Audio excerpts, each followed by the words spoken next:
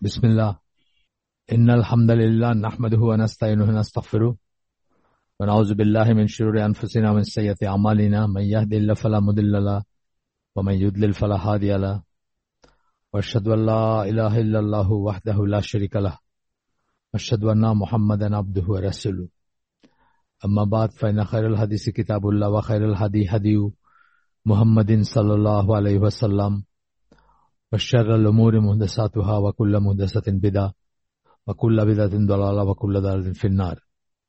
আসসালামু আলাইকুম ওয়া রাহমাতুল্লাহি ওয়া বারাকাতুহু। আমরা ইসলামের দি ক্রসরোডস বইটা পড়তেছি, মোহাম্মদ আসাদের লেখা। যারা নতুন বা দুই একজন যদি না জেনে থাকেন তাদের অবগতির জন্য 1934 সালে এই বইটা লেখা হয়। এটা যিনি লেখেন তার কনভার্টেড মুসলিম ছিলেন উনি, এবং উনি 1900 সালে জন্ম, 1992 মারা গেছেন। উনি ছিলেন অস্ট্রিয়ান জার্মান অরিজিনের ইহুদি, সাথে চামড়া ইহুদি। তো উনি 34 সালে এই বইটা লেখেন। লাহোর এবং দিল্লি থেকে পাবলিশ ছিল বইটা। আমার কাছে যে কপিটা আছে এটা 1987 সালের রিভাইজ এডিশন, 15তম revise edition. Islam at the crossroads এই নামের বইতে উনি বোঝাতে চাইছেন যে ইসলাম একটা সন্ধিক্ষণে দাঁড়ায় আছে ইতিহাসের, অথবা একটা চার রাস্তার মোড়ে দাঁড়ায় আছে, যেখানে সে ডায়ামেট্রিক্যালি অপোজিট দুইটা রাস্তা দেখতেছে। ইসলাম বলতে উনি ইসলামিক সভ্যতার কথা বলছেন, বা মুসলিমদের কথা বলছেন, সরি। একদিকে পশ্চিমা সভ্যতার জীবনযাপন, ধ্যান ধারণা, এইসব তীর চিহ্ন দিয়ে দেখানো এদিকে, আর এদিকে হচ্ছে ইসলামী ঐতিহ্যে ফিরে যাওয়া, ইসলামের ফেথ বেসড সিভিলাইজেশন যেটা ছিল সেটাতে। এই আইডিয়া থেকে উনি নাম দিয়েছেন বইটার, ইসলাম এট দ্য ক্রসরোডস। এবং উনি যেটা এই বইয়ের প্রপোজিশনে যেটা বলতে চাইছেন যে আমাদের ডিসাইড করা উচিত আমরা কি চাই। আমরা কি মুসলমান থাকতে চাই? যদি চাই তাহলে আমাদের একটা পথ নিতে হবে, আর যদি আমরা কেয়ার না করি তাহলে আমরা অন্য পথটাও নিতে পারি। আর যদি কোনোটাই না নিয়ে দাঁড়ায় থাকি তাহলে আমরা অনাহারে মারা যাব, এরকম একটা সেন্স আর কি। মুসাফিররা যখন ট্রাভেল করে, মুসাফির বলতে ওয়েফেয়ারার্স আগের দিনের ধরেন যারা পায়ে হেঁটে করতো, বা যখন এরকম ফাস্ট ট্রান্সপোর্ট হয় নাই, দিনের পর দিন ধরে ট্রাভেল করতো, তারা ওই একটা আশ্রয় চাইতো। তাদেরকে একটা আশ্রয়, মানে তারা ট্রাভেল করতে করতে রাতটা কোনো একটা আশ্রয় কাটাইতো, সরাইখানা যেটাকে আমরা বলি, সেরকমের সিস্টেম ছিল ইসলামী ওয়ার্ল্ডে। সেটা সাধারণত ফ্রি হইতো এবং গভর্নমেন্ট স্পন্সর্ড হইতো।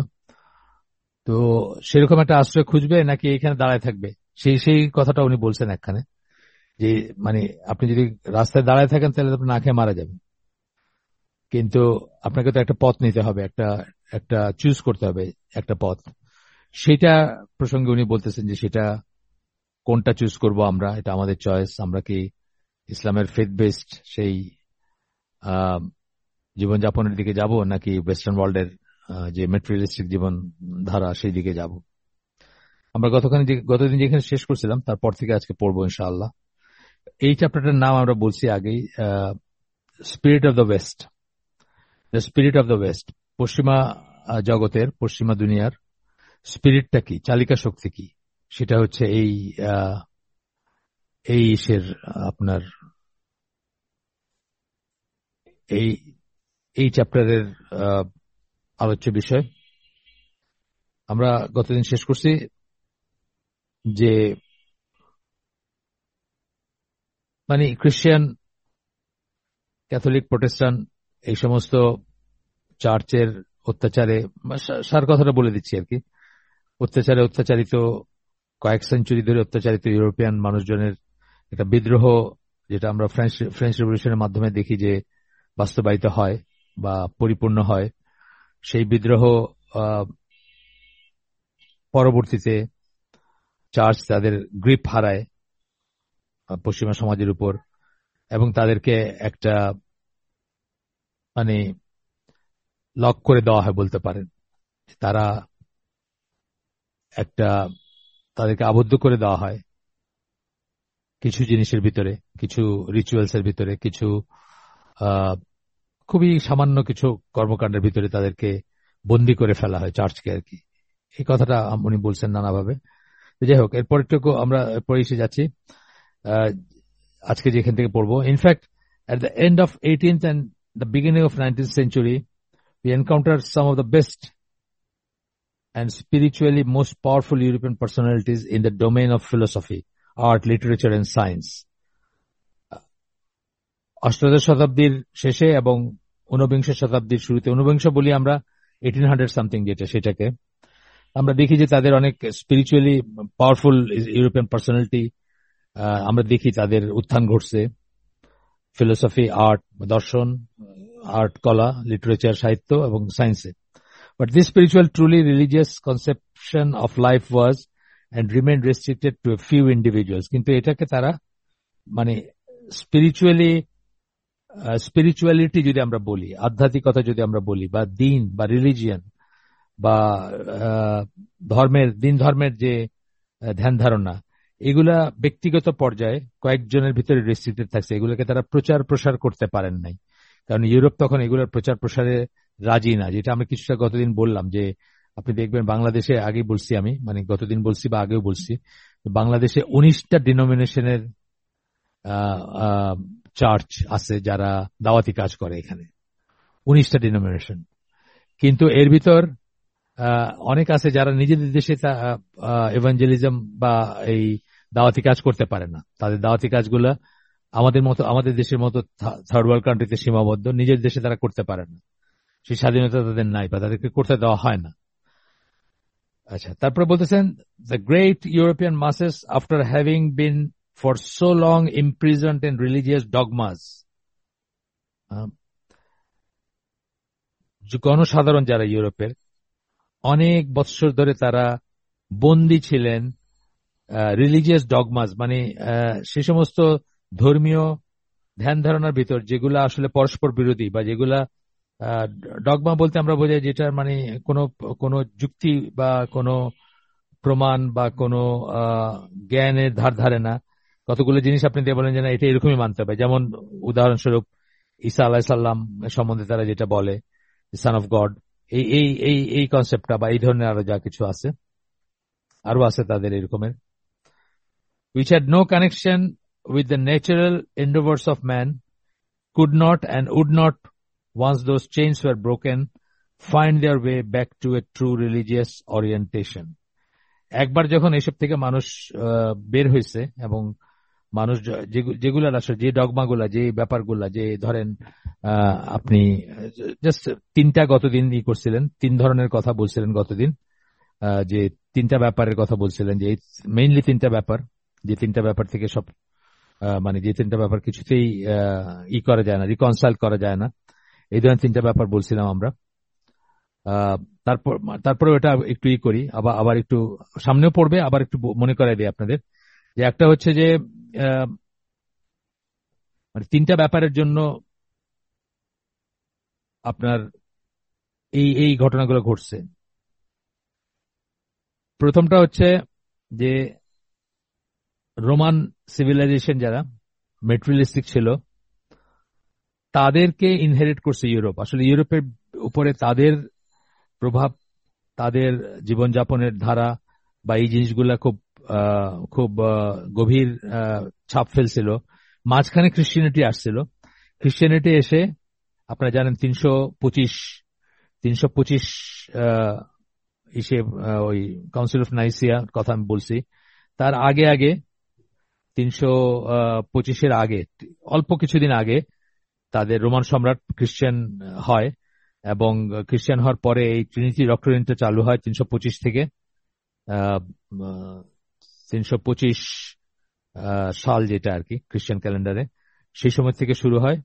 এবং তারপর থেকে নিয়ে ধরেন এই 1400-1500, মানে ধরেন হাজারখানিক বছর রাফলি আর কি খ্রিস্টানিটি রুল করছে ইউরোপকে। এবং এই সময়টার ভিতরে তারা কিন্তু তাদের ওই আগের হেরিটেজটা তাদের ভিতরে, বা রোমানদের কাছ থেকে যা তারা শিখছিল যে জীবনযাপনের ধারা বা ধ্যান ধারণা, সেগুলো তাদের ভিতরে সুপ্ত ছিল। ক্রিশ্চিয়ানিটি এসে বরং তাদের উপরে জেকে বসছিল এবং তাদেরকে ইমপ্রিজন করছিল, ইন এ সেন্স, যেটা একটু আগে বললেন আর কি। এটা একটা ফ্যাক্টর ছিল। তারপরে আপনার আরেকটা ছিল যে এই দুনিয়া বিমুখতা, সকল দুনিয়া বিমুখতা, একটা চাপায় দেওয়া দুনিয়া বিমুখতা, সকল বলতেছে এই জন্য যেটা সবার জন্য ছিল না। চার্চের হায়ারার্কি যারা ছিল তারা অনেক অনেক লাক্সারিয়াস জীবনযাপন করতো, বা তাদের জীবন ঠিক এই ধরনের ছিল না। তারা তারা মানে গণমানুষের মতো জীবনযাপন করতো না, তারা অন্যরকম জীবনযাপন করতো, এই জন্য সকল কথাটা বললাম। কিন্তু তারা প্রিচ করতো যে দুনিয়া বিমুখতা প্রিচ করতো, এবং বিয়ে করতো, মানে বিয়ে করতো না, সংসার করতো না, সন্ন্যাস যেটাকে আমরা বলি বা বৈরাগ্য যেটাকে বলি সেটা প্রিচ করতো, সেটা করতো তারা অনেকেই। মানে চার্চে যারা এই ছিল তারা তো মানে অফিসিয়ালি অন্তত সেরকম, যদিও খুবই আজে বাজে আপনার অনৈতিক কাজকর্ম হইতো চার্চে, কিন্তু অন্তত প্রকাশ্যে সেটাই তারা প্রিচ করতো। এবং সেটা আপনার মানুষের স্বাভাবিক যেটা ন্যাচারাল, যে মানে স্বাভাবিক মানুষের চাহিদা, মানুষের চাওয়া, মানুষের ইচ্ছা, মানুষের ভাল লাগা, সেটার বিরুদ্ধে যাইতো। এবং আরেকটা জিনিস ছিল যেটা অ্যানথ্রোপোমরফিক, এটা আমরা পরে পড়বো, অ্যানথ্রোপোমরফিক কনসেপশন অফ গড, মানে আহ, ঈশ্বর বা ডেইটি বা যে গড যদি আমরা বলি, সেটাকে মানুষের মতো করে চিন্তা করা। এই তিনটা জিনিস ছিল খ্রিস্টানিটির পতনের মূলে, অথবা খ্রিস্টানিটির বা খ্রিস্ট ধর্মের আপনার এই দুরবস্থার মূলে, যেটা মানে পরবর্তীতে ইউরোপে ঘটলো আর কি। তো ঠিক আছে, এটা আমরা আবার পড়বো সেটা নিয়ে ইনশাল্লাহ, পরে আবার এই প্রসঙ্গটা আসবে। আমরা আমাদের আজকের ইসে ফিরে যাই যেখান থেকে আমরা স্টার্ট করছিলাম। তো এরপর বলতেছেন যে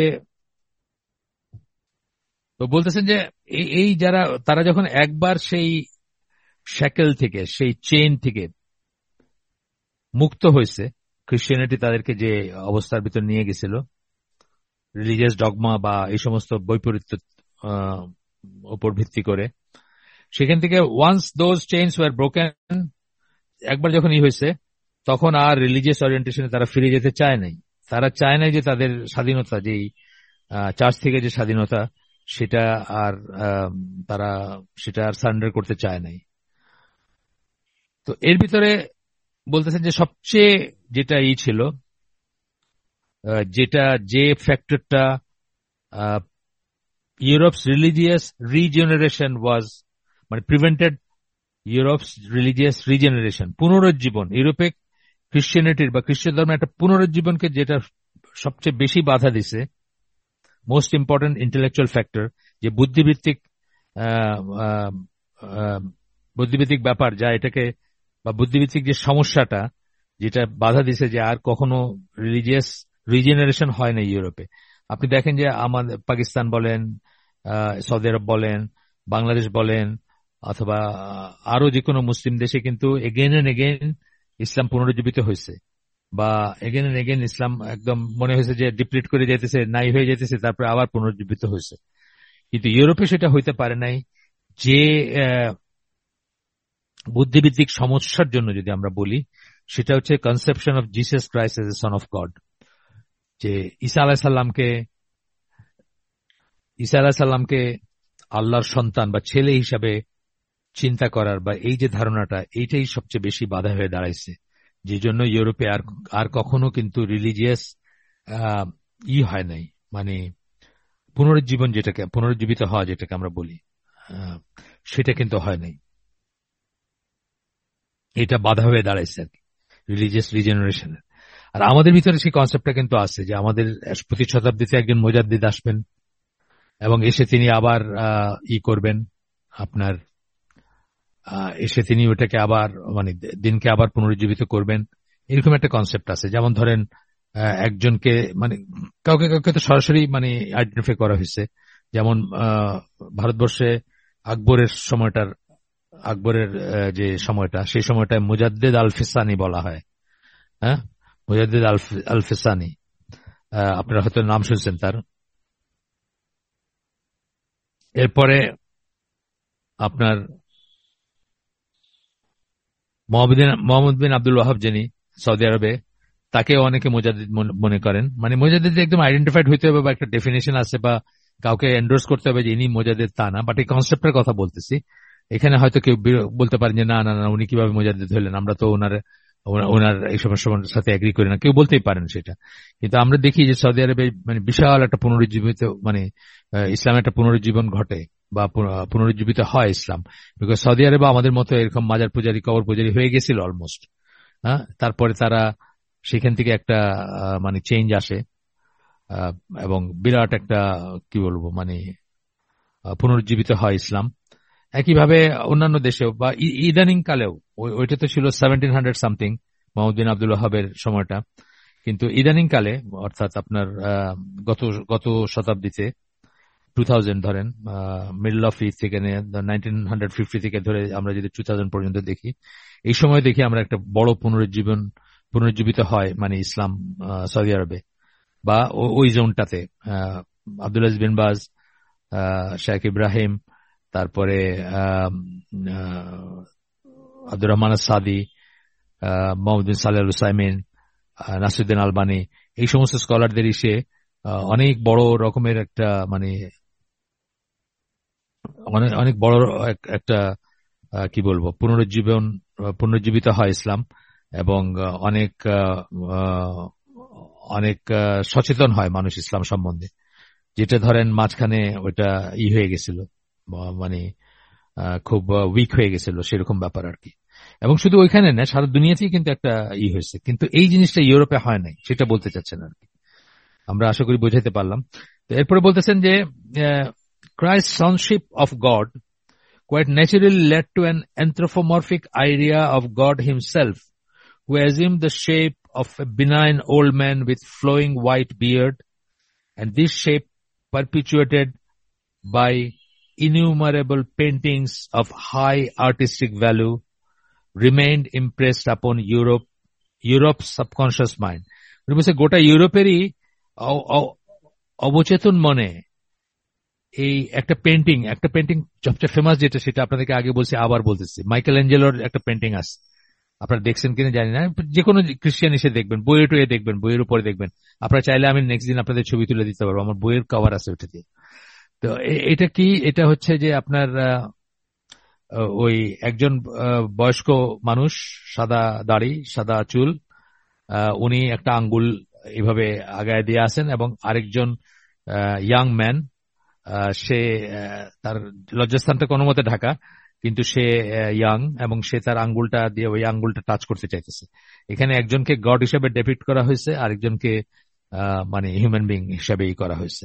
এই এই এই কনসেপ্টটা, এই ইমেজটা কিন্তু ইউরোপিয়ান মনে একদম প্রথিত, এবং যে জন্য ইউরোপিয়ান রেশনাল মাইন্ড যেটা, অথবা যেটা ইনকুইজিটিভ মাইন্ড বা সায়েন্টিফিক মাইন্ড বলেন বা ইন্টেলেকচুয়ালি, যে তারা এটা নিতে পারে না, এটা এটা এটা তাদের কাছে খুবই লজ্জাস্কর মনে হয় বা লজ্জাজনক মনে হয় এই আইডিয়াটা।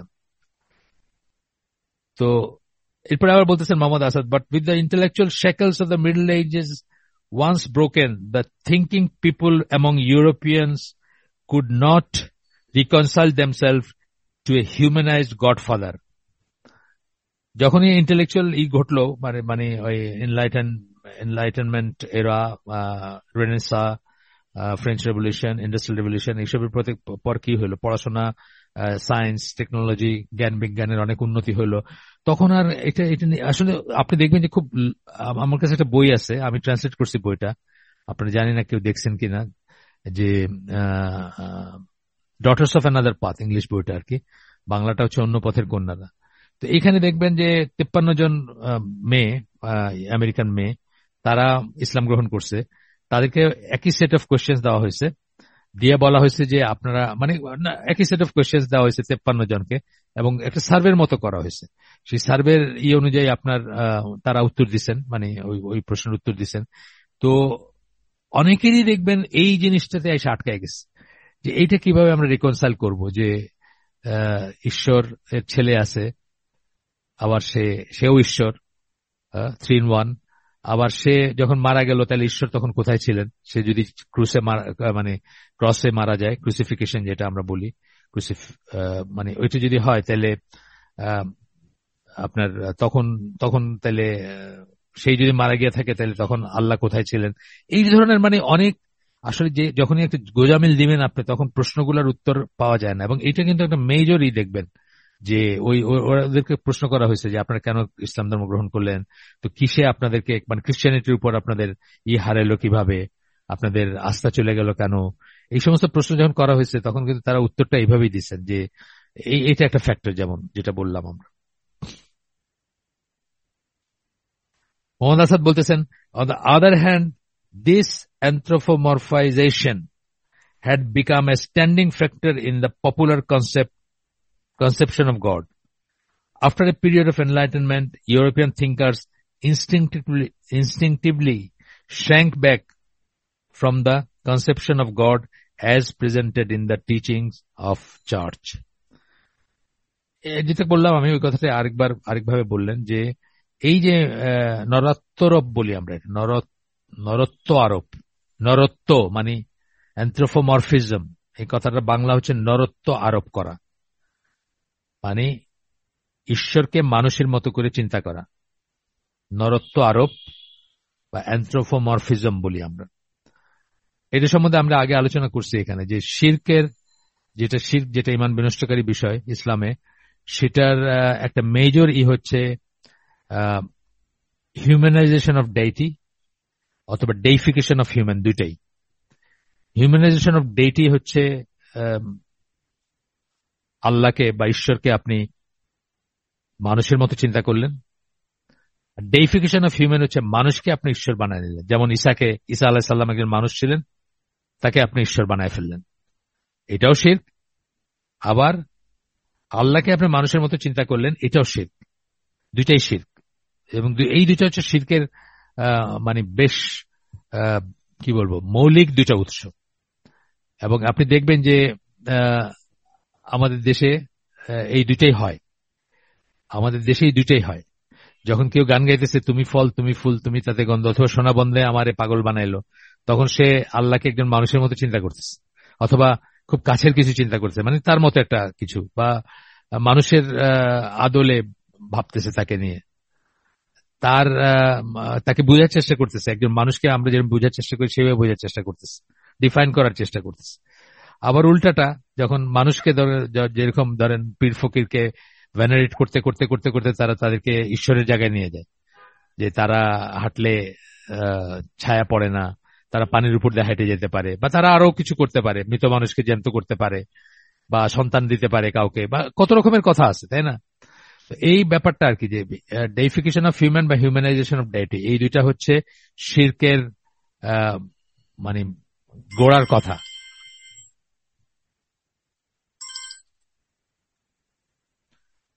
মাফ করবেন, ফোনটা সাইলেন্ট করতে ভুলে গেছিলাম, করে দিলাম সাইলেন্ট। আচ্ছা, এরপরে বলতেছেন যে এই ব্যাপারটা যখন এনলাইটেনমেন্ট, ইউরোপ যখন থিঙ্কার্স, নানা রকম ধরেন ফিলোসফার যাদের কথা আমরা জানি, ফ্রেডরিক নিৎসে, ইমানুয়েল কান্ট, বা এই ধরনের আরো লুই বার্গসন, তারপরে আরো আরো অনেকের কথা আমরা জানি, যারা মানে বড় বড় ছিলেন, ভল্টের, রুশো সহ ফ্রেঞ্চ রেভলিউশনের আশেপাশে আগে পরে যারা ছিলেন, তাদের কথা, তারা এটা নিতে পারতেন না, বা তারা এটাকে করতে পারেননি, মানে এটার সাথে কোএক্সিস্ট করতে পারেন নাই। And this was the only conception to which they had been accustomed. কিন্তু এইটাই ছিল, তারা এইটা শুনেই বড় হয়েছেন, এবং গডকে এইভাবে চিন্তা করেই বড় হয়েছেন, আল্লাহকে এইভাবে চিন্তা করেই তারা বড় হয়েছেন। They began to reject the very idea of God and with it of religion itself. যখনই তারা বুঝলেন যে এটা ডগমেটিক, এটা এটা এটা যুক্তিতে কুলায় না, এটা আপনার কোন ধরনের কোন রিজন, যেটা আমি বলতেছি না যে ইসলামের সবকিছু আপনি রিজন দিয়ে বুঝতে পারবেন তা না, কিন্তু প্রাইমারি ব্যাপারগুলো কিন্তু আমি আগেও বলছি আপনাদেরকে, আল্লাহ প্রাইমারিলি মানুষকে রিজন দিয়ে তার দিকে ডাকছেন, মানে আল্লাহর দিকে ডাকছেন, কোরআনের দিকে ডাকছেন, ইসলামের দিকে ডাকছেন রিজন দিয়ে। প্রথমে অনেক অনেক কটা আয়াত পাবেন কোরআনে আপনি, যেমন ধরেন যদি এই কোরআন আল্লাহ ছাড়া আর কারো কাছ, তারা কি ভেবে দেখে না যদি এই কোরআন আল্লাহ ছাড়া আর কারো কাছ থেকে আসতো তাহলে তারা এর ভিতরে বৈপরীত্য পাইতো। এইভাবে যখন আল্লাহ ডাকছে, এটা কিন্তু একটা লজিক, এটা কিন্তু একটা যুক্তি দিয়ে আল্লাহ আপনাকে ডাকতেছেন, আপনাকে চ্যালেঞ্জ করতেছেন যে আপনি যেন কোরআনটা খুলে দেখেন এখানে কোনো বৈপরীত্য আছে কিনা, এখানে কোনো অসঙ্গতি আছে কিনা। আল্লাহ কিন্তু আপনাকে চ্যালেঞ্জ করতেছেন, আপনাকে কিন্তু যুক্তির দিকে ডাকতেছেন, আপনাকে বলতেছেন যে আপনি চিন্তা করেন। তো এই সব জিনিসগুলো ইসলামে আছে, কিছু কিছু জিনিস আছে যেটা আপনার রিজন দিয়ে এক্সপ্লেন করতে পারবেন না। ইয়েস, আমি বলি সেটা আছে, কিন্তু সেটা অনেক পরের ব্যাপার। প্রাইমারিলি আপনি যে আল্লাহ, আল্লাহ, রসুল, কোরআন ইত্যাদি, কিন্তু আপনাকে আল্লাহ যুক্তি দিয়ে ডাকেন, ঠিক আছে? যুক্তি দিয়ে ডাকেন আপনাকে এবং আপনাকে ভেবে দেখতে বলেন, আপনাকে চিন্তা করতে বলেন। কিন্তু আপনি সবকিছু যুক্তি দিয়ে বুঝে ফেলবেন, সেটা কিন্তু আবার একটা ভুল ধারণা বা ভুল পথে নিয়ে যাবে আপনাকে।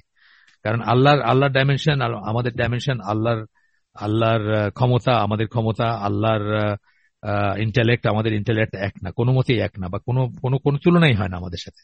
তো যাই হোক, এটা এটা যেমন ধরেন একটা আয়াত বললাম আমি, এটা সূরা নিসার 82 নম্বর আয়াত, যেখানে আল্লাহ বলেন তারা কি কোরআনের ব্যাপারে মানে চিন্তা করে না।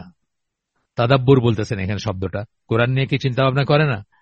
এটা যদি আল্লাহ ছাড়া কারো কাছ থেকে আসতো তাহলে সেখানে তারা বৈপরীত্য পাইতো। এই একই ধরনের আরো আয়াত আছে, যেমন ধরেন আরেকটা আয়াত সূরা আলী ইমরানের 190 নম্বর আয়াত, যেখানে আল্লাহ বলেন যে চেয়ে দেখতে বলেন আমাদের যে আকাশসমূহ এবং পৃথিবীর সৃষ্টির ভিতরে এবং রাত এবং দিনের পরিবর্তনের ভিতরে, বা অল্টারনেশন যেটাকে আমরা বলি, একটার পরে একটা আসে, একটা গিয়ে একটা আসে, সেটার ভিতরে there are indeed signs for men of understanding, যারা যারা উলিল আলবাব কোরআনের ভাষায়, তাদের জন্য অনেক বোঝার জিনিস আছে। এই যে ব্যাপারটা বললাম, এই ব্যাপারটা কি আপনার ইন্টেলেক্টকে আহ্বান করতেছেন আল্লাহ, এবং বলতেছেন যে যদি একটু ভাবে। আসলে তাই তো, অনেক মানুষ কিন্তু এই সব আয়াত, এইসব চিন্তা করেই কিন্তু মুসলমান হয়। এই জায়গাটাতে এসে ধরেন ওই ইউরোপিয়ান আতেল যারা, তারা আটকায় যান। তারা কিন্তু আর এটাকে, এই এই জিনিসটাকে আর করতে পারেন না, নিতে পারেন না।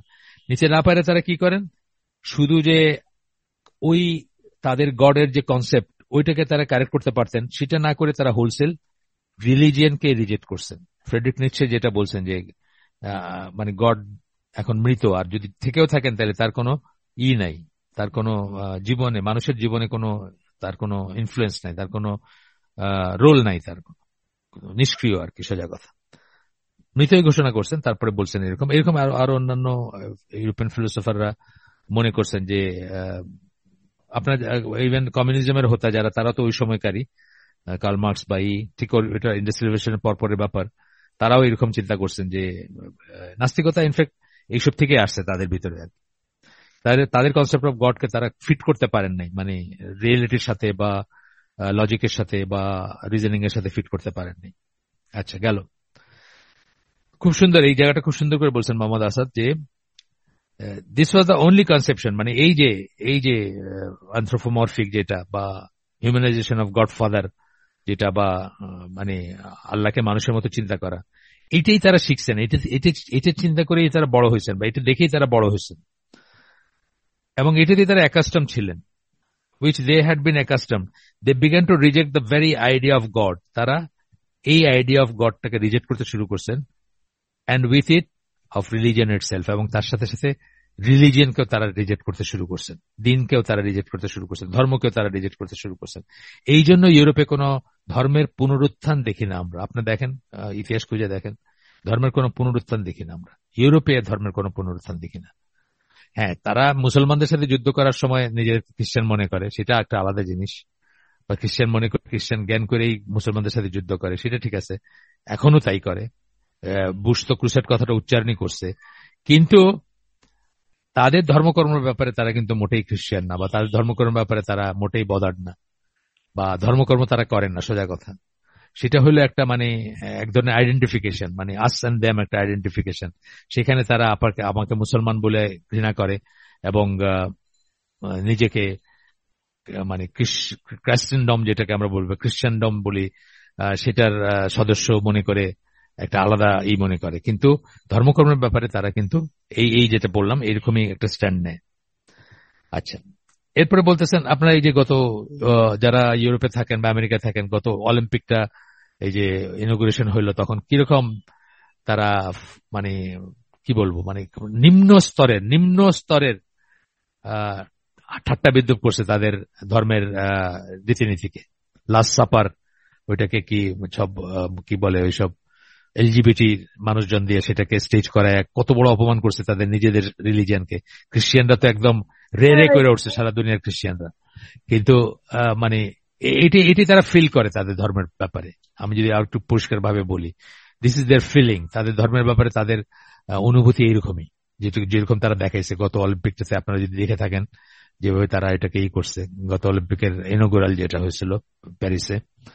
আচ্ছা, আসেন এরপরে আমরা একটু আগাই। তো বলতেছেন যে ইন্ডাস্ট্রিয়াল এরা শুরুতে যে মেটেরিয়াল প্রোগ্রেস দেখতে শুরু করলো মানুষ, এবং সে এই এই মানে ধর্ম একদিকে ধর্ম বিশ্বাস হারাইলো, এবং direct man towards new interest, এবং নতুন ইন্টারেস্টের জিনিস পাইল সে, and thus contributed to the subsequent religious vacuum of the West. তখন এই যে রিলিজিয়াস ভ্যাকুয়াম, মানে দিন যে নাই, মানুষ তো অনেকদিন চার্চে যেত, অনেকদিন ধর্মে বিশ্বাস করতো, অনেকদিন অভ্যস্ত ছিল কিছু জিনিসে। এখন যেটা কি হলো, তার ইন্টারেস্ট এখন ওই ভ্যাকুয়ামটা, মানে তার যে ইসের তার যে ধর্মে বিশ্বাস হারানোর জন্য যে একটা শূন্যতা আসছিল, সেই শূন্যতা কি করলো, যে এই শিল্প বিপ্লব বা সেটার সাথে যে মেটেরিয়াল প্রোগ্রেস আসলো, যে সুখ স্বাচ্ছন্দ্য আসলো, গাড়ি আসলো, ইলেকট্রিসিটি আসলো, ট্রেন আসলো, প্লেন আসলো, অ্যান্ড সো অন, এইগুলা সেগুলোর জায়গা নিল। In the vacuum, the development of Western civilization took a tragic turn. Tragic from the viewpoint of anyone who regards religion as the strongest reality in human life. এবং এই vacuum মানে এই যে দিনবিহীনতা, দিন শূন্যতা তাদের ভিতরে, ধর্মশূন্য, এই সময়ে পশ্চিমা যে উন্নতি হলো, পশ্চিমা সিভিলাইজেশন যে উন্নতি হলো, ম্যাটেরিয়াল উন্নতি যেটা হলো, সেটা একটা ট্র্যাজিক টার্ন নিল, মানে একটা মোড় ঘুরলো, একটা দুঃখজনক মোড় পার হইল, বা মোড়ের দিকে মোড় নিল। সেই মোড়টা কি বলতেছেন, কেন ট্র্যাজিক বলতেছেন? যে যারা রিলিজিয়নকে, দিনকে, আল্লাহকে মানুষের জীবনের অবিচ্ছেদ্য অংশ বা অপরিহার্য ব্যাপার মনে করেন, তাদের জন্য ব্যাপারটা ট্র্যাজিক। আর কখনো কিন্তু তারা, বিশেষ করে ইউরোপিয়ান রিলিজিয়াস মানুষরা, আর মানে সেই দিন ধর্ম পালন করার সেই সুখ বলেন বা তৃপ্তি বলেন বা অন্তরের শান্তি বলেন, সেটাতে কিন্তু আর থাকতে পারলো না। আপনারা হয়তো জানেন যে এইরকমই একটা পটভূমিতে আয়ারল্যান্ড থেকে বহু মানুষ, আয়ারল্যান্ড এবং ইউরোপ থেকে in general, Ireland in particular, বহু মানুষ আমেরিকাতে মাইগ্রেট করে, স্পেশালি ইস্ট কোস্ট, বোস্টন টোস্টন, এইসব জায়গাগুলোতে যায়। এবং তারা কিন্তু দিন পালন করার স্বাধীনতা, এরা ক্যাথলিক ছিল বেসিক্যালি বা মেইনলি, দিন পালন করার স্বাধীনতা লাভের আশায় তারা কিন্তু হিজরত করে, এক ধরনের হিজরত করে আমেরিকায়। এই জন্য দেখবেন আমেরিকান মানুষরা কিন্তু ইউরোপিয়ানদের চেয়ে বেশি রিলিজিয়াস। আপনাদেরকে আগেও বলছি একদিন, যারা ধরেন এই ভার্জিনিয়া, তারপরে সাউথ ক্যারোলাইনা, তারপরে জর্জিয়া, এইসব জায়গাগুলো যারা গেছেন বা দেখেন, তারা দেখছেন যে শনিবার রবিবারে কি রকমের টেলিভিশন খুললে শুধুমাত্র চার্চের ব্যাপার স্যাপারই চলতে থাকে। তো এরকম আরো মানুষ আছেন যারা, বা আমেরিকানদের হিস্ট্রি যদি আপনি পড়েন, দেখবেন বহু মানুষ কিন্তু এই জন্য মাইগ্রেট করছেন আমেরিকাতে, যে তারা তাদের দিনটা স্বাচ্ছন্দ্যে পালন করতে পারবেন, যেটা ইউরোপে তারা পারতেছিলেন না। ইউরোপে এই সমস্ত চেঞ্জগুলো হওয়ার পরে, French revolution, industrial revolution, Renaissance এবং এনলাইটেনমেন্ট, এই ফেজগুলো যাওয়ার পরে তারা অস্বস্তি বোধ করতেছিলেন, সেই জন্য কিন্তু তারা দিন ধর্ম পালন করতে আমেরিকায় গেছেন। এবং সেই জন্য দেখবেন আপনি আমেরিকানরা কিন্তু রিয়েলি, যদি আপনি আমেরিকান রুরাল বা সাবারবান লাইফ দেখেন, তাহলে তারা কিন্তু ইউরোপের চেয়ে অনেক কনজারভেটিভ, অনেক পরিবারতান্ত্রিক, মানে পারিবারিক বন্ধন তাদের অনেক স্ট্রং, তারা অনেক কনজারভেটিভ, এবং তারা রিলিজিয়াস, এক ধরনের রিলিজিয়াস। এবং আমেরিকান মেগাসিটি গুলাতে যেটা আমরা দেখি, যে চেহারা দেখি, নিউ ইয়র্ক, ফিলাডেলফিয়া বা লস অ্যাঞ্জেলেস বা আপনার সান ফ্রান্সিসকো, সেটা কিন্তু আপনার ওই ছোট ছোট জায়গাগুলোয় গেলে দেখবেন না। দেখবেন মানুষ অনেক ডাউন টু আর্থ একটা জীবনযাপন করে, মানুষের ভিতরে অনেক সহমর্মিতা আছে, মানুষের ভিতরে আলাপচারিতা আছে, মানুষ আল্লাহ বিশ্বাস করে, চার্চে যায়, এবং তাদের মতো করে আর কি শালীন মানুষ, কোট আন কোট তাদের মতো শালীন আর কি, তাদের স্ট্যান্ডার্ডে যেটা শালীন সেটা আর কি। যাই হোক, এরপরে বলতেছেন, freed from its former bondage to Trinitarian Christianity, the modern occidental mind overstepped all limits.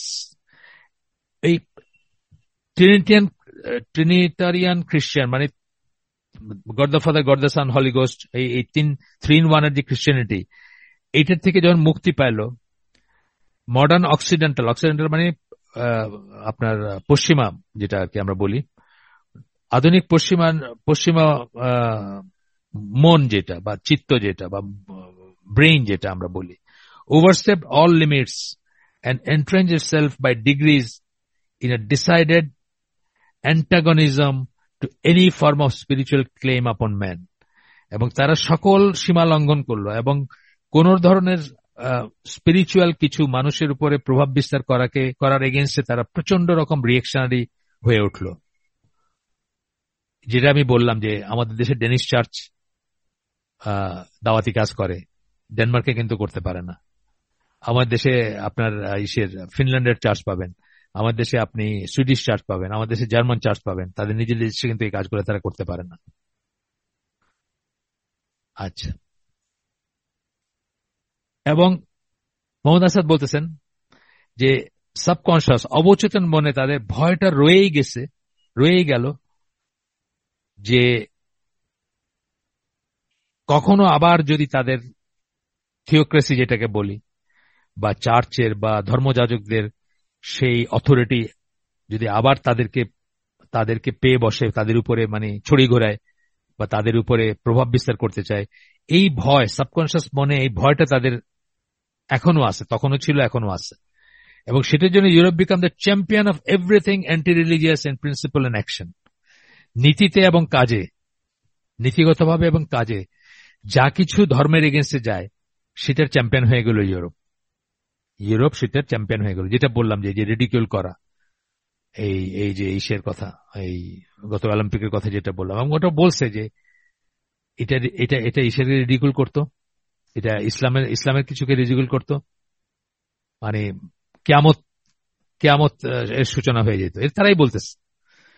Andrew TET, যদিও তাকে আমি পছন্দ করি না, তার অনেক এক্সট্রিম আছে, কিন্তু সে একটা সে মুসলমান হওয়ার আগেই বলতেছিল যে সে মানে মুসলমানদের অ্যাপ্রিসিয়েট করে, যে তারা যেটা বিশ্বাস করে সেটার জন্য তারা দাঁড়ায় বা সেটার পক্ষে তারা দাঁড়ায়। তো বলতেছে যে একটা গেঞ্জিতে আমি যদি জিসাস ওয়াজ গে লেখা লন্ডনের রাস্তায় হাঁটি, আমার কোনো সমস্যা নাই, কিন্তু একই কথা যদি আমি মোহাম্মদ সাল্লাল্লাহু আলাইহি সাল্লামের ব্যাপারে লেখা লন্ডনের রাস্তায় হাঁটতে যাই, আমি ওই এন্ড পর্যন্ত পৌঁছার আগে আমি মৃত, মানে আই এম ডেড আর কি। বলতে চাইছে যে তারা যা বিশ্বাস করে সেটার জন্য তারা স্ট্রংলি দাঁড়ায় এবং সেটা তারা করে, সেটাতে তার কোনো হেজিটেশন নাই, তাদের কোনো হীনমন্যতা নাই, তাদের কোনো লজ্জা নাই সেটাতে। যাই হোক, আবার ফিরে আসে আমাদের কথায়। তো বললেন যে এইটার জন্য everything anti religious in principle and action, principle এবং অ্যাকশন, নীতিতে এবং কাজে।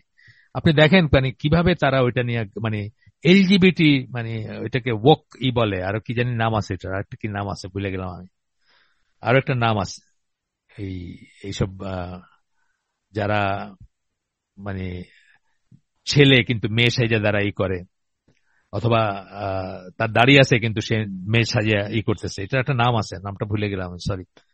ওয়াক কালচার একটা কথা আছে, আর একটা কি জানি বলে, ওটা নামটা আমি ভুলে গেলাম। তারা তো ওই অলিম্পিকের সময়টা আমি দেখছি সাংঘাতিক ভাবে রিয়েক্ট করছে তারা,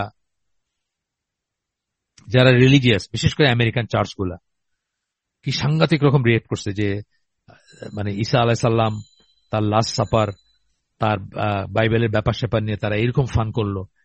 এটা যদি তারা ইসলামের ব্যাপারে করতো, তারা দেখতো যে কিয়ামত সূচনা হয়ে গেছে দুনিয়ায়।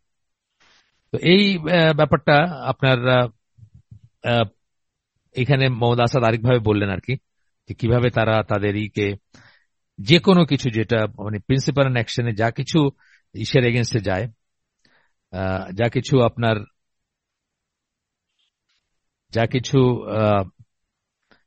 রিলিজিয়াস মানে ইসের এগেনস্টে যায়, ধর্মের এগেনস্টে যায়, সেগুলোতে ইউরোপ চ্যাম্পিয়ন আর কি। And thus it return to its old Roman heritage. এবং এইভাবে এটা ফিরে গেল কোথায়? তার পুরানো রোমান হেরিটেজ। রোমান হেরিটেজটা কি ছিল? তারা রোমানরা মানে নামকা ওয়াস্তে তাদের কিছু দেবতা ছিল, সেই সব দেবতার কোনো রোল ছিল না লাইফে।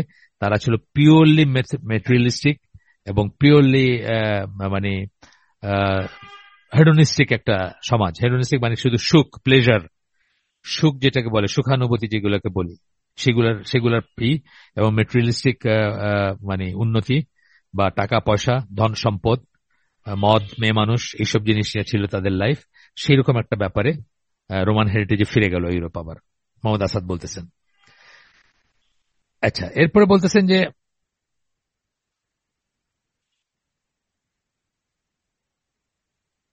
মেটেরিয়াল অ্যাচিভমেন্ট গুলো হয়েছে, আমরা আগে বলে আসছি, এটা আবারও বলতেছেন এখানে, এটা কোনো খ্রিস্টীয় ধর্মের সুপিরিয়রিটির জন্য হয় নাই।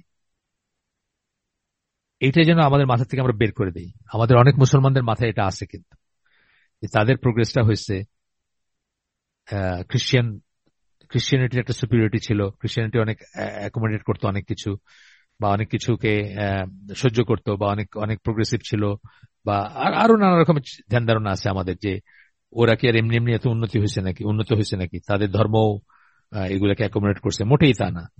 তো বলতেছেন যে এখানে এসে আবার বলতেছেন Mohammad Asad, for those achievements are unthinkable without the historic struggle of Europe's intellectual forces against very principles of Christian Church. কল্পনাই করা যায় না যেসব অ্যাচিভমেন্ট এর কথা আমরা বলতেছি, যেসব উন্নতি হয়েছে ইন্ডাস্ট্রিয়াল রেভলিউশন বা যন্ত্রপাতি, যান্ত্রিক বিপ্লব বা শিল্প বিপ্লবের পরে যেগুলা হয়েছে, এগুলো কল্পনাই করা যায় না। মানে ইউরোপের ইন্টেলেকচুয়াল ফোর্স, বুদ্ধিবৃত্তিক যে মানে গোষ্ঠী ছিল, বুদ্ধিজীবী যে গোষ্ঠী, তাদের খ্রিস্টান চার্চের নীতির এগেইনস্টে তাদের যে স্ট্রাগল, এটা কল্পনাই করা যায় না। এটা না হইলে ওটা হইতো না। অর্থাৎ এই স্ট্রাগলটা যদি তারা না করতো এবং চার্চকে যদি তারা লকআপে না পাঠাইতো, তাহলে তাদের এই উন্নতি হইতো না। It's present materialistic conception of life is Europe's revenge on Christian spirituality. এই যে এখন যে তারা মেটেরিয়ালিস্টিক বস্তুবাদী জীবনের যে বস্তুবাদী ধারণা তারা ইউরোপে, সেটা হচ্ছে খ্রিস্টিয়ান স্পিরিচুয়ালিটি বা আধ্যাত্মিকতার উপরে একটা প্রতিশোধ আসলে, which had gone away from the natural truth of life. যে খ্রিস্টিয়ান স্পিরিচুয়ালিটি ন্যাচারাল ট্রুথ মানে প্রাকৃতিক ভাবে যে সত্য জীবনের জন্য, যেমন আমরা খাইতে পছন্দ করি, আমরা সংসার করতে পছন্দ করি, আমরা বিপরীত লিঙ্গের সাথে থাকতে পছন্দ করি, বা আমরা বিয়ে শাদী করতে পছন্দ করি, আমরা মানে মানে স্বাভাবিক যেটা আল্লাহ, ন্যাচারালি আল্লাহ যেটা দিচ্ছেন, আমরা সমাজবদ্ধ থাকতে পছন্দ করি, বা আরো কিছু আছে না যেটা মানে যেগুলো স্বাভাবিকভাবে মানুষ কি করবে, সেই খ্রিস্টান স্পিরিচুয়ালিটি সেগুলোর বিরোধিতা করতো। খ্রিস্টান স্পিরিচুয়ালিটি বলতো যে বিয়ে না করে থাকতে পারলে, যদি কেউ যে সেলিব্রেসি যদি কেউ করতে পারে, সেই সুপিরিয়র, বা এই জীবনটা হচ্ছে মানে একটা মানে একটা ছেঁচে জিনিস আর কি, এটা দিয়ে দিচ্ছেন আল্লাহ, জীবনে আসছি আমরা কোনো মতে জীবনটা কাটায় যাব, কিন্তু এটা একটা আমরা যেভাবে নিয়ামত হিসাবে দেখি জীবনকে, তারা সেটা দেখতো না। তো বলতেছেন যে সেই খ্রিস্টান স্পিরিচুয়ালিটি যেটা মানুষের স্বাভাবিক যে চাহিদা, স্বাভাবিক যে ইচ্ছা, স্বাভাবিক যে ভালো লাগা, সেটার এগেনস্টে যাইতো, সেটার থেকে অনেক দূরে চলে গেছে, সেই খ্রিস্টান স্পিরিচুয়ালিটির এগেনস্টে এটা একটা রিভেঞ্জ বা এটা একটা প্রতিশোধ। এখন যে ইউরোপ এরকম মেটেরিয়ালিস্টিক, এটা হচ্ছে একটা প্রতিশোধ সেটার এগেনস্টে। আচ্ছা, এখন আইসা ওই আমি একটু আগে পড়ে ফেলছি আপনাদের জন্য, আগে গিয়ে বলছি, এটা আর পড়বো না সেকেন্ড টাইম। তিনটা ফ্যাক্টরে উনি গেছেন আর কি, যে এখানে আর বেশি কথা বলার স্কোপ নাই বলে উনি বলতেছেন যে তিনটা জিনিস, তিনটা রিজন ই করছেন, যেগুলার জন্য anti religious Europe anti religious হয়ে গেছে, বা এই যে এখন যা দেখি আমরা, তারা যে সমস্ত দিন ধর্মের এগেনস্টে, তাদের নিজেদের দিনের এগেনস্টে, নিজেদের দিনে তারা হাসি ঠাট্টা করে, যেটা এই যে অলিম্পিকের কথা বললাম, শুধু অলিম্পিক বলে না, এরকম আরো অনেক হাসি ঠাট্টা আছে তাদের, আরো অনেক রিডিকুল করে তারা নিজেদের ধর্মকে, নিজেদের দিনকে। তো তিনটা ফ্যাক্টর আমরা পড়ে ফেলছি আগে। প্রথমটা রোমান আর পড়বো না এখন, রোমান দের থেকে যে তারা যে মন মানসিকতা তারা ইনহেরিট করছে বা তাদের ভিতরে আসছে সেটা। আর একটা হচ্ছে এই চার্চ যে দুনিয়া বিমুখতা প্রিচ করতো, বিয়ে শাদী করা ভালো না, যৌন সংসর্গ ভালো না, শুধুমাত্র প্রক্রিয়েশনের জন্য যৌন সংসর্গ, এছাড়া কোনো কারণ নাই, বা আপনার সংসার বিমুখ হওয়া, বা আমরা সবাই পাপী, আমরা একদম অরিজিনাল সিন, জন্মগতভাবে আমরা পাপী, ইত্যাদি ইত্যাদি যেগুলো করতো। আর সবচেয়ে লাস্টে হচ্ছে যে এন্থ্রোপোমরফিক, যে এই মানে মানুষের মতো করে আল্লাহকে চিন্তা করা, এই কথা আবার আমি একটু বললাম, জাস্ট পয়েন্ট বললাম। তারপরে বলতেছেন এই ব্যাপারগুলোর কথা বলতেছেন যে this revolt against religion was entirely successful, এবং এই যে ধর্মের এগেইনস্টে যে বিদ্রোহ, এটা দারুণ রকম সাকসেসফুল হয়েছিল। So successful that various Christian sects and churches were gradually compelled to adjust some of their doctrines. এতই স্ট্রং ছিল এই বিজয়টা, মানে ধর্ম বিরুদ্ধ যারা বা মাস পিপুল যারা ধর্ম থেকে বাইর হয়ে গেছেন, বা ধর্মের বিরুদ্ধে তাদের যে জিহাদ বা তাদের যে স্ট্রাগল, তাদের যে যুদ্ধ, সেটা এতই সাকসেসফুল হয়েছে যে কিছু কিছু খ্রিস্টান সেক্ট এবং চার্চ তাদের ডক্ট্রিন, তারা যেসব জিনিস প্রিচ করতো, যা বলতো, সেগুলোকে কারেক্ট করতে বাধ্য হয়েছে বা অ্যাডজাস্ট করতে বাধ্য হয়েছে to the change social and intellectual conditions of Europe, মানে খাপ খাওয়াইতে ইউরোপের কন্ডিশনের সাথে বা ইসের সাথে। এখানে একটা কথা আপনাদেরকে বলছি বোধহয়, আগে আবার একটু বলি গল্প। সেটা হচ্ছে যে হামজা ইউসুফ, ওনাকে আমি বলতেছি না যে ওনার একটা গল্প বলা মানে উনিকে কালকে থেকে ওনাকে ফলো করেন, এটা বলতেছি না আমি। এটা কিন্তু একটা ডিসক্লেমার। কখনো আমি যদি বলি কারো কথা, তার মানে এটা না যে তাকে কালকে থেকে আপনি খুঁজতে শুরু করেন হামজা ইউসুফ আর কি বলছে। না, হামজা ইউসুফ থেকে আমি অনেক কিছু শিখছি, বা তার অনেক সমস্যা আছে, অনেক অনেক মানে অনেক সমস্যাযুক্ত আকীদা তার, বা অনেক সমস্যাযুক্ত আছে তার। তো সে বলতেছিল যে কোথাও একটা মানে হইতেছিল, মানে আব্রাহামিক ফেইথ যারা, মানে ধরেন ইহুদি, মুসলিম এবং খ্রিস্টান, তাদের কোন একটা কোন একটা সম্মেলন বা কিছু হচ্ছিল। তো এখানে মুসলিম স্পিকাররা খুব স্ট্রংলি, এটা অনেক বছর আগের কথা, এটা আমি বলতেছি 2000 সাল বা তারও আগের কথা, তো মানে খুব স্ট্রংলি মুসলিম স্পিকাররা গে ইসের এগেনস্টে, হোমোসেক্সুয়ালের এগেনস্টে কথা বলছেন। তো দেখা গেল যে চার্চের মানে খ্রিস্টান পাদ্রী টাদ্রী যারা, তারা কিন্তু এভাবে কথা বলেন নাই। কিন্তু পরবর্তীতে দেখা গেল যে ওই হামজা ইউসুফ বলতেছেন যে আয়েশা, ওরা বলতেছে যে বলো বলো ভাই, আমরা তো বলতে পারি না, তোমরা একটু বেশি করে বলো। মানে তারা বলতে পারে না, অর্থাৎ তারা তাদের এইটা স্ট্যান্ডটাকে চেঞ্জ করছে তারা, মানে যে কারণেই হোক। ওই মানে আমাদের ভিতরেও কিন্তু মুসলমান সমাজেও এখন কিছু কিছু দেখা যাচ্ছে যে অনেক জিনিসে ধরেন হিকমা দেখায় আমাদের কিছু কিছু প্রিচাররা, সবাই না, যারা সৈয়াকিদার তারা তো নয়, কিন্তু কিছু কিছু স্পিকাররা কি করেন, তারা হিকমা দেখেন। যেমন ধরেন গানের এগেনস্টে বলেন না, বা টেলিভিশন এগেনস্টে বলেন না, বা নাটকের এগেনস্টে বলেন না। মনে করেন যে বললে তো মাস পিপল তো আমাদের কথা শুনবে না। যে আমাদের ভিতর কেউ কেউ, কোন কোন প্রিচার আমাদের দেশে, বা কেউ কেউ হয়তো হিকমা মনে করে অনেক কিছু অনেক সময় এসের এগেনস্টে বলতে চান না।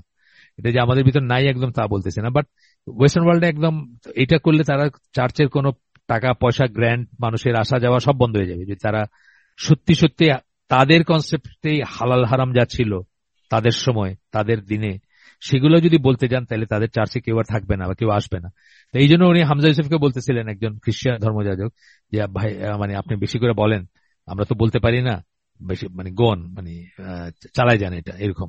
এখন অবশ্য আমেরিকায়, ইংল্যান্ডে গে বা এলজিবিটির এগেনস্টে মুসলমানরা একটু চাপা স্বরে কথা বলেন আর কি।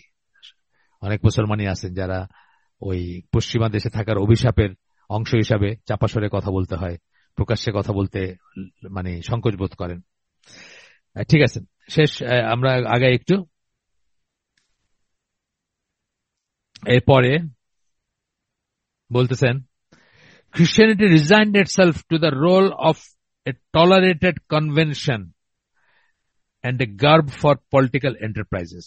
Christianity রিজাইন করছে মানে সারেন্ডার করছে, ইস্তফা দিছে, পরাজয় স্বীকার করে নিস। রিজাইন কথার অনেক মানে আছে, তাই না? পরাজয় স্বীকার করে নিস এবং নিজেদেরকে মানে টলারেটেড কনভেনশনের ভূমিকায় নিয়ে গেছে। টলারেটেড কনভেনশন মানে ঠিক আছে, কথা বলো, লিমিটেড কথা বললে তোমাকে সহ্য করা হবে, টলারেট করা হবে। কনভেনশন, কনভেনশন মানে হলো মানে কি বলবো, ঐতিহ্য বলা বা নিয়ম কানুন, এরকম একটা কথা বলতে পারেন। কনভেনশন, প্রচলিত যে সিস্টেম আছে, কনভেনশন। ধরেন আমরা আমরা নানা রকমের কনভেনশন আছে দুনিয়াতে, মানে এইভাবে এটা লেখা কনভেনশন, এইভাবে এটা করা কনভেনশন, এইরকম ব্যাপারগুলো আর কি। এটা নিয়ম, তাই আমরা এইভাবে লিখি, তাই না?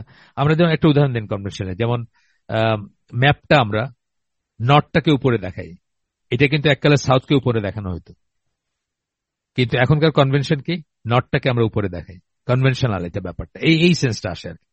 যে আচ্ছা ঠিক আছে, প্রচলিত একটা জিনিস আছে, থাক, এইরকম করে একটা এবং পলিটিক্যাল এন্টারপ্রাইজ মানে পলিটিক্যাল ইস্যু অনেক সময় দেখা যায় যে ধরেন এই ট্রাম্পের বলেন বা ইউকে তেও দেখবেন যে কোনো একটা ইস্যে, কোন একটা ইলেকশনের ক্যাম্পেইন চলতেছে, তখন দেখলেন যে একটা চার্চের বড়সড় কেউ, ইনফ্লুয়েন্সিয়াল কেউ গিয়ে দাঁড়ায় কোন একটা ক্যান্ডিডেটের পক্ষে দাঁড়ায় একটা কথা বললো, এইরকম ব্যাপার স্যাপার গুলো কথা বলতেছেন আর কি। For the মাসেস it has now only formal meaning, as was the case with the gods of ancient Rome. গণসাধারণের জন্য একটা মানে ফর্মাল একটা জাস্ট নিয়ম রক্ষার একটা অর্থ আছে। যেভাবে রোমের, এনশিয়েন্ট রোম মানে প্রাচীন রোমে যেটা হয়েছিল, তাদেরও কিছু গডস ছিল, মানে গডস উইথ স্মল জি, তাদেরও কিছু দেবদেবতা ছিল, সেগুলার কোনো রোল ছিল না, which are neither allowed nor supposed to exert any real influence upon society. তাদের সমাজের উপর কোনো ওইসব গডের কোনো ইনফ্লুয়েন্স ছিল না, তাদেরকে অ্যালাউ করা হইতো না, এবং তাদের কোনো রোলও ছিল না সমাজে। একইভাবে খ্রিস্টিয়ানিটির অবস্থানটা সেরকম হয়ে গেছে, যেমন এনশিয়েন্ট রোমে গড মানে ওই মূর্তি বা তাদের দেবতাগুলোর অবস্থা যেরকম ছিল, এখনো খ্রিস্টিয়ানিটির অবস্থা ইউরোপে সেরকমই একটা অবস্থা, যে তাদের কোনো রিয়েল রোল নাই, জীবনের উপরে তাদের কোনো সে নাই, জীবনযাপন বা লাইফস্টাইল বা ডু অ্যান্ড ডোনার্স এর উপরে তাদের তেমন কোনো সে নাই। এরপরে বলতেছেন, এই অংশটা খেয়াল করে শুনেন, আমার কাছে খুব ভালো লাগে এই অংশটা। দ্য অ্যাভারেজ অক্সিডেন্টাল মানে অ্যাভারেজ সাধারণ, গড় পড়তে সাধারণ মানুষ যারা, অক্সিডেন্টাল মানে পশ্চিমা মানুষ, হ্যাঁ, be he democrat or a fascist, সে ডেমোক্রেট হোক আর ফ্যাসিস্ট হোক, মানে গণতন্ত্রী হোক অথবা ফ্যাসিস্ট হোক, a capitalist or communist, capitalist হোক বা কমিউনিস্ট হোক, a manual worker or an intellectual, সে যদি শ্রমিক হয় অথবা বুদ্ধিজীবী হয়, যাই হোক না কেন, knows only one positive religion, সে কেবল একটাই ধর্ম, একটাই মানে ধর্মকে অ্যাপ্রিসিয়েট করে বা সত্যিকার ভাবে একটা ধর্মতেই বিশ্বাস করে, and that is worship of material progress, এবং সেটা হচ্ছে বস্তুবাদী প্রগতি, যেটা আমরা বলি প্রোগ্রেস, যেটা বলি বস্তুবাদী প্রগতি, মেটেরিয়ালিস্টিক প্রোগ্রেস যেটাকে আমরা বলি। গাড়িটা আগে এরকম চলতো, এখন ধরেন অটোমেটিক চলে, বা এখন গাড়ির এই যে প্রোগ্রেসটা, আগে গাড়িটা খুব প্রিমিটিভ ছিল, এখন আপনি অটো গিয়ার শিফট করতে হয় না, এখন জানলাগুলাকে মানে কষ্ট করে উঠাইতে হয় না, রিয়ার ভিউ মিরর বা সাইড ভিউ মিররকে হাত দিয়ে ঠিক করতে হয় না, আপনার হর্ন বাজানোর ব্যাপারে ওই কোনো একটা বাতাসের কিছুকে চাপ দিতে হয় না। আগে ছিল, আমরা দেখছি ছোটবেলায়, ওই একটা ছিল, একটা বেলুন না তো ঠিক, মানে ওই রাবারের একটা বেলুন সদৃশ্য ছোট বেলুন ধরেন আর কি, ওইরকম ছিল, যেটাতে হাওয়া থাকতো, ওইটাতে প্রেস করলে হর্নটা বাজতো। তো এইগুলা চলে গেছে, তাই না? তার মানে কি মেটেরিয়ালিস্টিক প্রোগ্রেস হয়েছে না?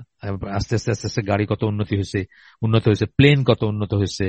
আমরা ছোটবেলায় দেখছি ঢাকায় ওই যে সুপার কনস্টেলেশন বলতে একটা প্লেন ঢাকা থেকে করাচি যাইতো, বোম্বা দেখতে, অনেক কটা পাখা ছিল, বিশাল আওয়াজ করতো।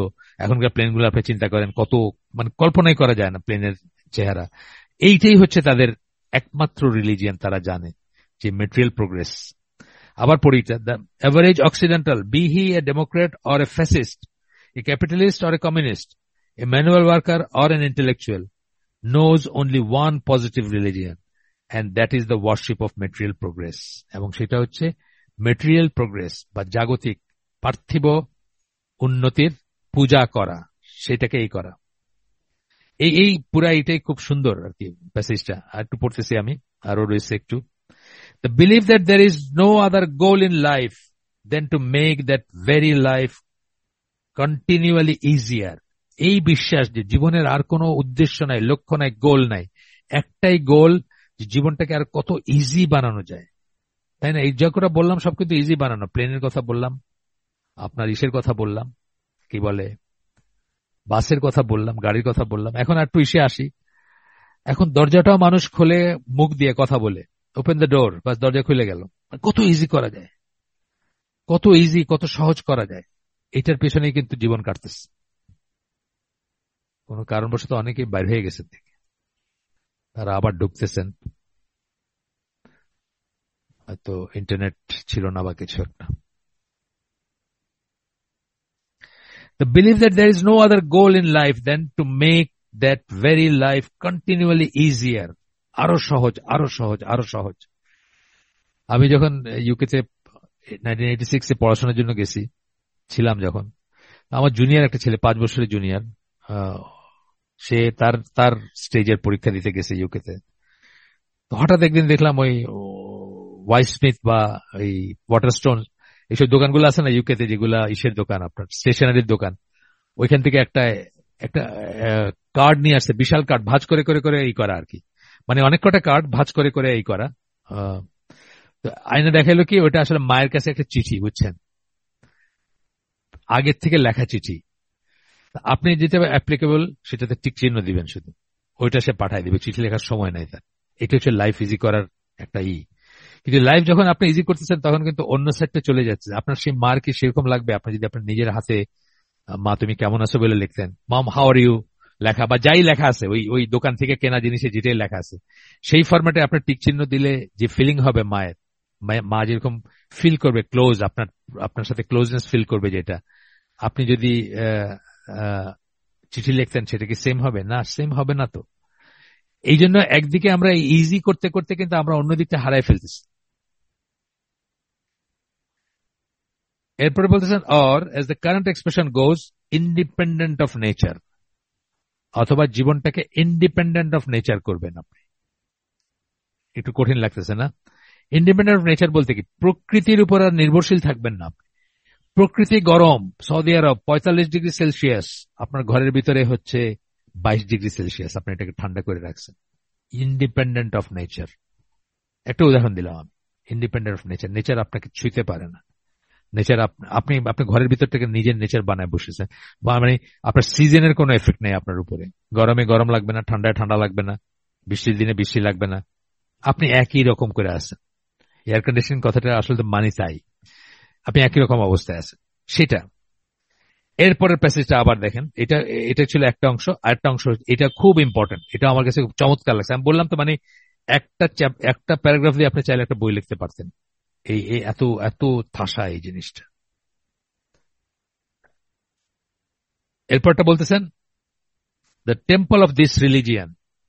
খেয়াল করে শুনেন, এই যে ধর্মের কথা বললেন, যে ধর্ম শুধু মেটেরিয়াল প্রোগ্রেস, এটা করে আমরা শেষ করে দিব, এটা শেষ করে এই প্যাসেজটা শেষ করে আজকে শেষ করে দিব। The temple of this religion, এই যে ধর্মের কথা আমরা বললাম, যে কেবল ওয়ার্শিপ করে, কেবল পূজা করে কিসের? মেটেরিয়াল প্রোগ্রেসের, জাগতিক উন্নতির, বস্তুবাদী উন্নতির পূজা করে। এই এই রিলিজিয়নের টেম্পল গুলা কি? টেম্পলস কি? এর ইগুলা কি? উপাসনালয় গুলা কি? আমাদের মুসলিমদের উপাসনালয় কি? মসজিদ।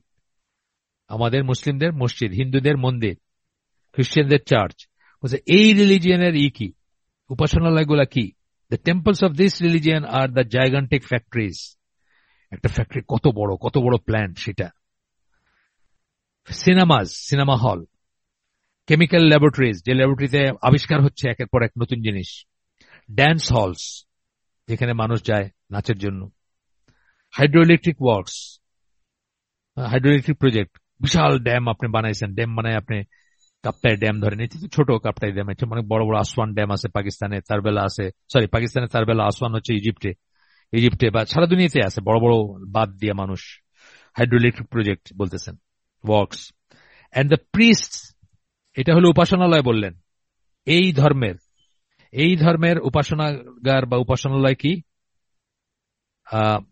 বললেন যে জাইগান্টিক ফ্যাক্টরিজ, বিশাল factory, cinema, chemical laboratories, dance halls, hydro electric project. And the priest, এটার ধর্মযাজক কারা? এই ধর্মের ধর্মযাজক কারা? এই ধর্মের ধর্মযাজক হচ্ছেন আর bankers, engineers, film stars, captains of industry, record sportsman. এটা ধর্মযাজক কারা? ধর্মযাজক হচ্ছেন ব্যাংকার, মানে কারা এক্সেল করে এখানে, কাদেরকে আপনি অ্যাপ্রিসিয়েট করেন, কাদের মতো হইতে চান, কাদের সে উৎফুল্ল হন, কাদেরকে বাহবা দেন, কাদেরকে হাততালি দেন, কাদেরকে চিৎকার করে আপনি চিয়ার চিয়ার করেন, কাদেরকে? এদেরকে করেন। ব্যাংকার্স, ইঞ্জিনিয়ার্স, ব্যাংকারদের খুব বড়ই, ইঞ্জিনিয়ারদের খুব বড় এখানে সমাদর। এই প্রজেক্টটা আমাকে বানাইছে, এই বিল্ডিংটা এই ফজলুর রহমান সিয়াস টাওয়ার বানাইছে। এখন পর্যন্ত আমরা জানি আমেরিকাতে বাংলাদেশি স্থপতি সিয়াস টাওয়ার করছেন, ওনার নাম লেখা থাকবে। হ্যাঁ, তারপরে কি ফিল্ম স্টার তো আর বললামই না। মানে এখন যদি আপনার খবর আসে যে ঢাকা ইউনিভার্সিটির একজন টিচার আর একজন ফিল্ম স্টার দুইজন পানিতে ডুবে মরতেছে, 99% মানুষ ওই ফিল্ম স্টারটারে বাঁচাইতে যাবে যদি সে সেই পর্যায়ের হয় আর কি।